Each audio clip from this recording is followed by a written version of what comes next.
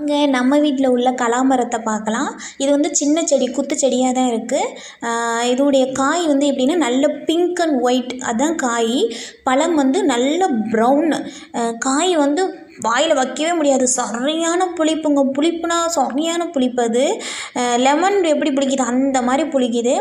பழம் வந்து சாப்பிட்ற மாதிரி தான் இருக்குது. அதாவது கொஞ்சம் இனிப்பு, துவர்ப்பு, கொஞ்சம் புளிப்பு கலந்தாப்பில் இருக்குது. பழம் வந்து நம்ம சாப்பிட்ற மாதிரி தான் இருக்குது.